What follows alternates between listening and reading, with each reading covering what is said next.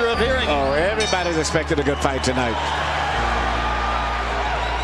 Every once in a while, somewhere in my life, someone will ask me, what's the greatest fight you've ever called, or what's the greatest round you've ever called, or what's the greatest thing you've ever seen in boxing? And the answer is Gatti-Ward I, round 9. Go right back down there again, right to the body again.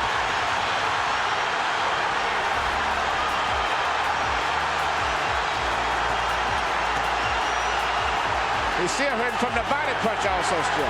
That body shot again, that's the body shot. It's the left hook to the body, Ward's money punch, and this knockdown counts. And he is hurt. This is it. He's not going to recover. It's not like a head punch. He may not be able to recover. I don't think so. It's away. In the past, this is where Arturo Gatti has been dangerous. Arturo Gatti refusing to go down as Micky Ward pounds away. And here comes Gatti back. Less than 10 seconds in the round. Gatti's going to survive the round.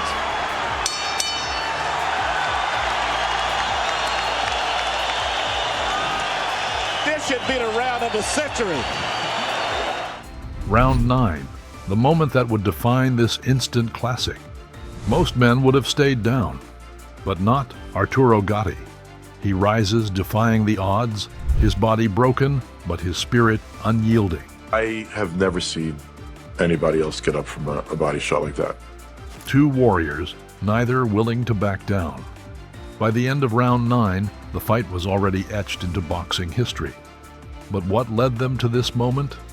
To understand the magic of the Gatti-Ward rivalry, we have to go back to the beginning.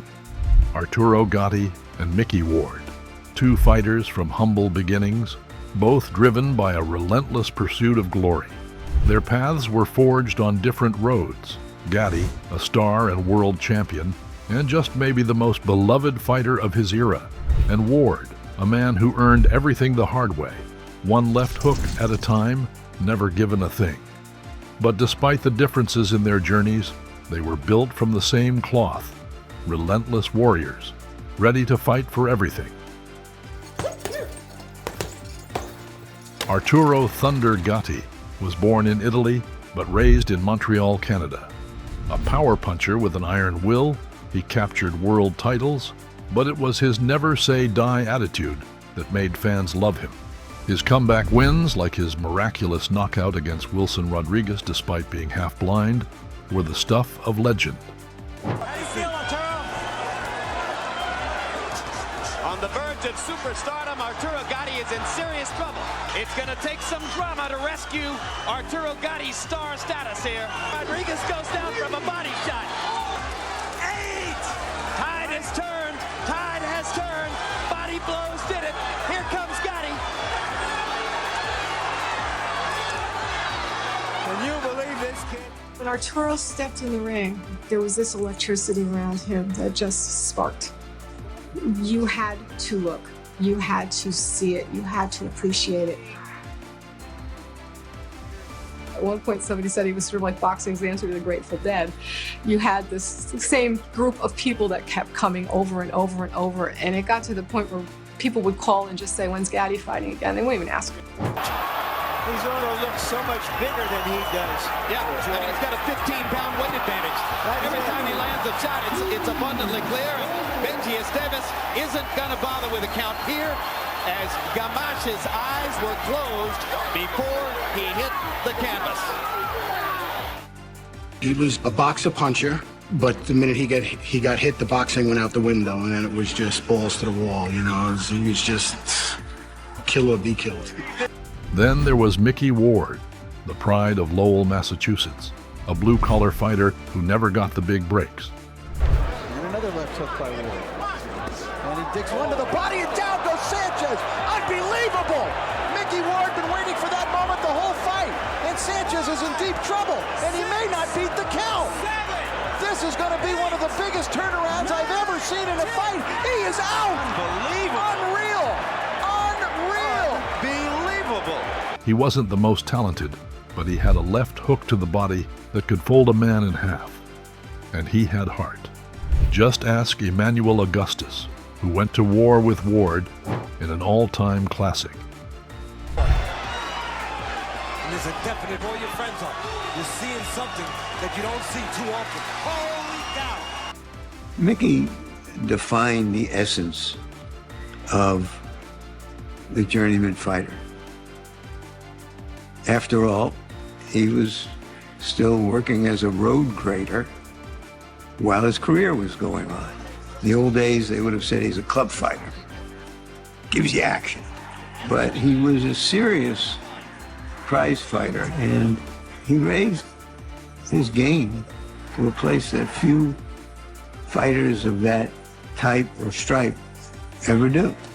Micky wasn't the greatest boxer, but he trained hard. He had the biggest heart, the biggest balls there is. Stitches, I didn't mind getting cut.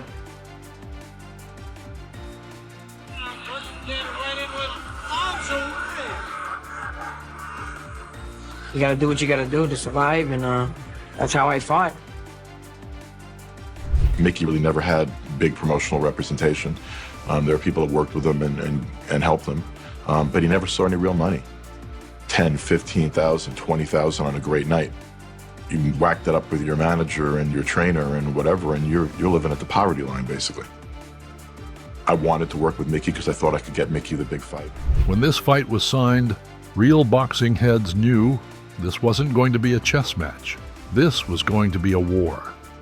I was excited, you know. I knew I wasn't gonna back up, and I knew he wasn't gonna back up.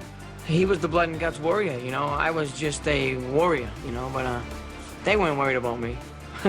Both men trained like it was the fight of their lives. For Gatti, it was about redemption, proving he was still elite after 2 near misses against Ivan Robinson in 2 thrilling slugfests.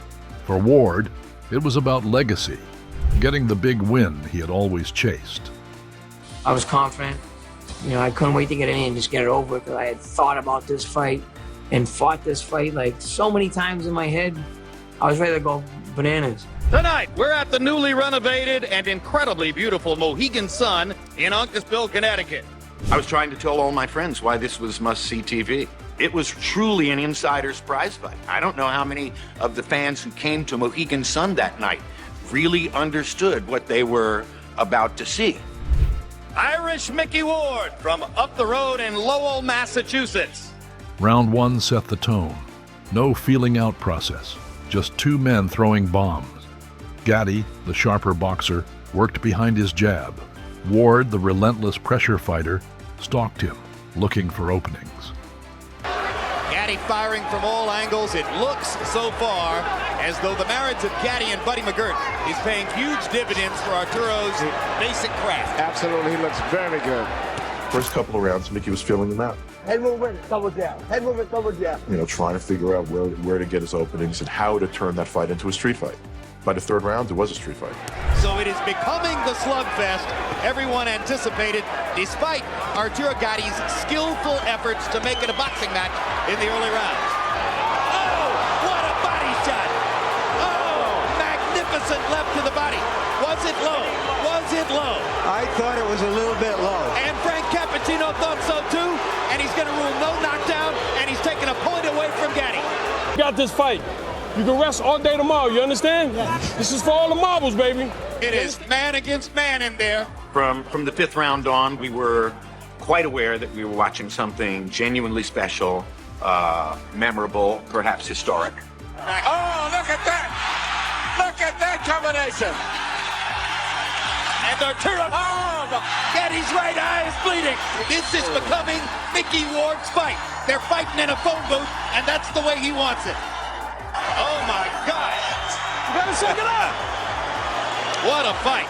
Round 9. A round so brutal, it's now legendary. Micky Ward said right here, you can see Gatti got hit with the body shot, and that's... Ward's left hook landed like a sledgehammer to the ribs. Most fighters would have stayed down. But Gatti wasn't most fighters. He got up, he fought back, and they went to war all over again. I have never seen anybody else get up from a body shot like that. Arturo Gatti refusing to go down as Micky Ward pounds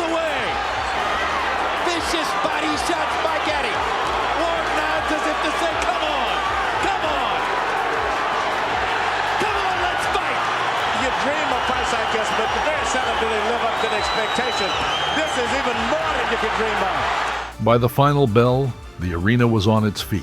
Fans knew they had just witnessed something special. Two warriors, neither willing to break. Ward got the majority decision win, but there were no losers that night. Against all odds, this brutal battle forged an unbreakable friendship. Gatti and Ward would go on to fight 2 more times, but nothing ever matched the raw, unforgiving beauty of that first war. Years later, Ward would say, "We beat the hell out of each other, but we became brothers." And that's what made this fight special. Not just the punches thrown, but the respect earned. They became blood brothers, as close as 2 men could be, and Micky wound up giving the eulogy at Arturo's funeral and training him for the last 2 fights of his career. So it was one of those amazing demonstrations of the degree to which great fighters become blood brothers. Gatti versus Ward wasn't just a fight. It was proof that heart, grit, and willpower can turn ordinary men into legends. And that's why, more than 2 decades later, we're still talking about it.